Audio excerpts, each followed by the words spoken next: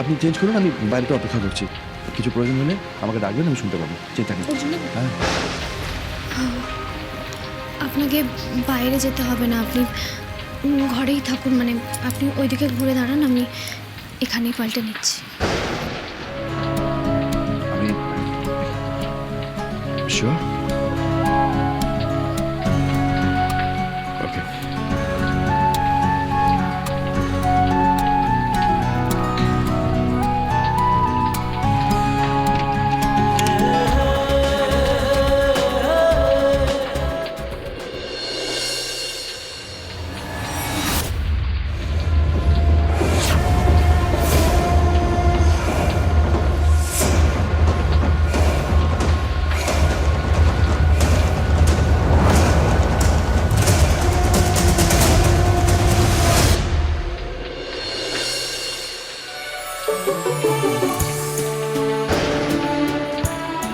আমার হয়ে গেছে। ওকে, ঠিক আছে। কিন্তু বাইরে তো বৃষ্টি একটুও কমছে না, বেড়েই চলেছে সমানে। বাড়িতে কাউকে জানাতেই পারলাম না। আচ্ছা অর্জুনবাবু, বলছি এখানের ওই কেয়ারটেকার দাদাকে একবার বললে হয় না, যদি এখানকার কোনো ফোন থেকে একবার বাড়িতে ফোন করা যেত? আমি ওনাকে জিজ্ঞেস করেছিলাম, ওনার কাছে মোবাইল ফোন নেই। এই বাড়িতে একটা ল্যান্ডলাইন আছে, উনি বললেন ওখান থেকে ফোন করতেন। ফোন করতে গেলাম, তো মজার বিষয় হলো ওই ল্যান্ডলাইনটাও ডেড। হে বাবা, কত রাত হয়ে গেছে এখনো, কি হবে এবার? তবে আমার কিন্তু ব্যাপারটা খুব একটা মন্দ লাগছে না। হ্যাঁ, আমাদের বাড়ির লোকেরা চিন্তা করছে এই যা। সবই ঠিক আছে, আমরা ঠিক আছে, কিন্তু বাড়ির লোককে জানাতে পারলে ওরাও চিন্তা করতো না, আর আমরাও নিশ্চিন্তে থাকতাম। এক কাজ করুন, আপনি এখানে অপেক্ষা করুন, আমি আবার দেখি যদি গাড়িটা অবধি পৌঁছতে পারি, মানে গাড়িটা যদি নিয়ে আসতে পারি, তাহলে হয়তো একটা সুবিধা। অর্জুনবাবু, হ্যাঁ, কি বলছেন কি আপনি? এই ঝড় বৃষ্টির মধ্যে আপনি বাইরে বেরোবেন? যাবো না। বাইরে কি না কি হচ্ছে, কোথায় গাছ ভেঙে পড়বে, কি হবে?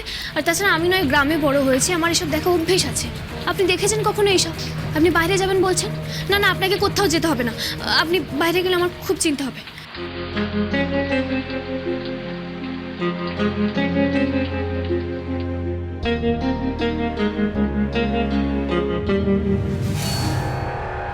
অর্জুনবাবু,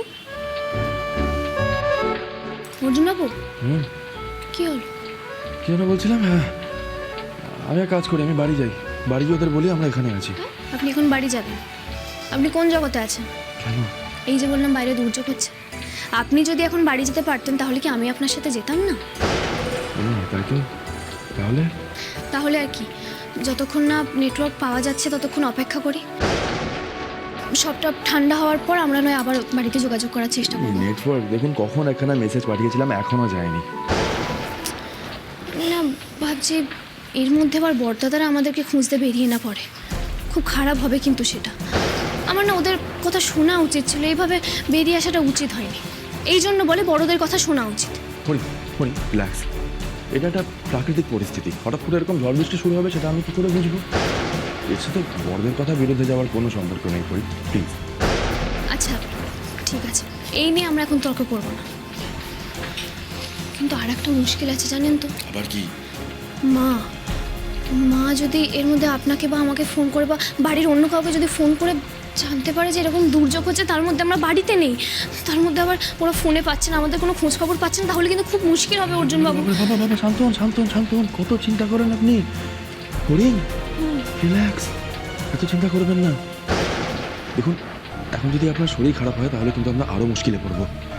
আপনি শান্ত হন, আপনি বসুন, তো অনেকক্ষণ দাঁড়িয়ে আছেন। আসুন, বসুন, রিল্যাক্স, এত চিন্তা করার কিচ্ছু হয়নি।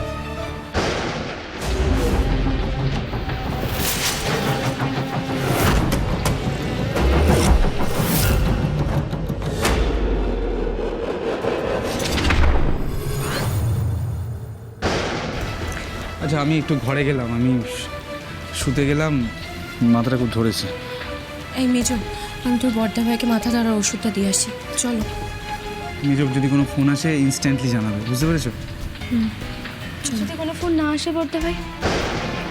ছেলে মেয়ে দুটো একা একা এত রাত্রে বাইরে রয়েছে। কি করব বলো তো, শুয়ে পড়বো, মনটাও তো চাইছে না। আরে বাবা, কি করব আমরা? তুই বল না, আমরা কি করব? আমাদের ফোনে টাওয়ার নেই, ওদের ফোনেও আছে কিনা কিছু তো বুঝতে পারছি না। তোর বড়দা ভাই তো ভেবেছিল বেরোবে, ঝড় বৃষ্টি কমছে না, তারপর সবাই মিলে বেরোনোটা যদি রিস্ক হয়ে যায় মেজো। মেসেজ এসেছে, দেখো না বর্ধা ভাই, অর্জুন দা। অর্জুন অর্জুন দেখো দেখো দেখো কি লিখেছে দেখো। দাদা দেখছি ঝড় বৃষ্টিতে লাইট হাউসের এখানে আটকে পড়েছি আমরা, একটা বাংলোয় আপাতত আছি। ফোন করতে পারলাম না, এখানে নেটওয়ার্ক নেই বলছিলাম যদি এই মেসেজটা সেন্ড হয়ে যায় তাহলে বুঝবে আমরা সেফ আছি। খুব রাত হয়ে গেলে আমরা কাল সকালে ফিরবো, কোনো চিন্তা করো না। উফ, থ্যাংক গড যে ওদের খোঁজ পাওয়া গেল। অ্যাটলিস্ট এটা তো জানা গেল যে ওরা সেফ আছে। তুমি একটা কাজ করো না, রিপ্লাই করে দাও। চিন্তা করিস না, আমরা চিন্তা করছিলাম খুবই। তোরা যত তাড়াতাড়ি পারবি বাড়ি চলে আয়, সেরকম হলে আমরা গাড়ি নিয়ে যাচ্ছে না মেসেজটা, বুঝলে? আরে বাবা, টাওয়ার এলে ঠিক পৌঁছে যাবে, তুমি রিপ্লাই তো করে রাখো। জ্যাঠাইকে জানিয়ে দিতে হবে, বুঝলে? শোনো না বর্ধি ভাই, খাবারগুলো তুলে রাখি। হ্যাঁ, একটু খাবারগুলো তুলে রাখাবার দেখিস নষ্ট না হয়ে যায়। আর শোন, সেজকে আমাকে সবটা জানিয়ে রাখিস, কেমন? হ্যাঁ, মাকে আমি বলে দেবো। উফ, বাবা, ভাগ্যিস ওখানে একটা বাংলো পেয়েছে ওরা। আমি তো তখন থেকে বলছিলাম তোমাদের, তোমরা তো শুনছিলে না। যখন অনেকগুলো বাংলো বাড়ি আছে, একটাতে শেল্টার পেয়েছি অনেক, বাপরে বাপ। বর্ধি ভাই, ওরা ওখানে খাবার পাবে তো? সারা রাত থাকবে, তার মধ্যে ফড়িংয়ের এই অবস্থা, বেচারি না খেয়ে থাকবে কি করে? সেটাই তো।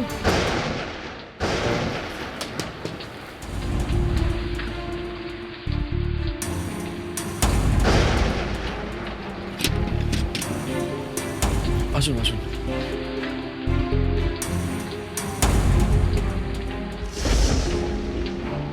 এত রাতে এর চেয়ে বেশি কিছু ব্যবস্থা করা গেল না।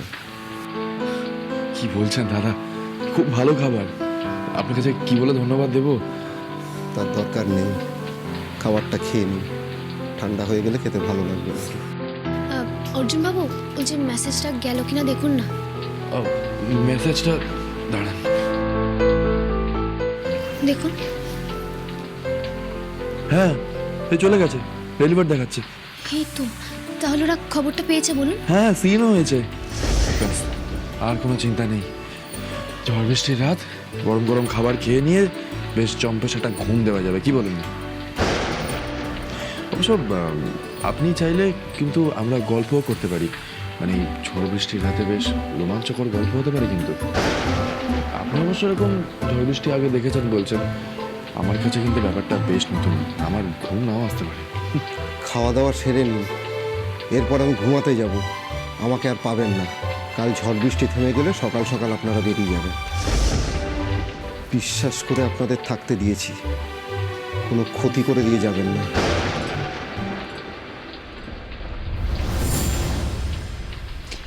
নিন, এবার খাওয়া যাক। দেখি, আপনি খান আগে। আপনি খান আগে, মুকুল।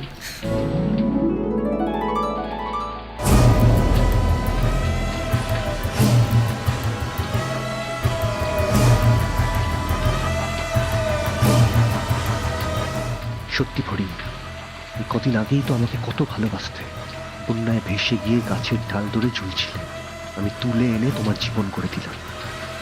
অথচ আজ কি সুন্দর, আমায় বেমালুম ভুলে অন্য একজন পুরুষের সঙ্গে আনন্দে জীবন কাটাচ্ছ। এক্সেলেন্ট।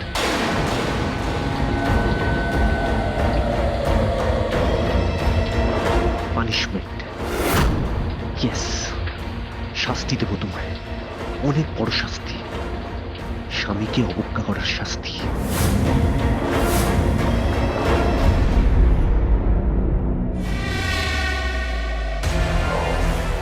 অর্জুন বাবু,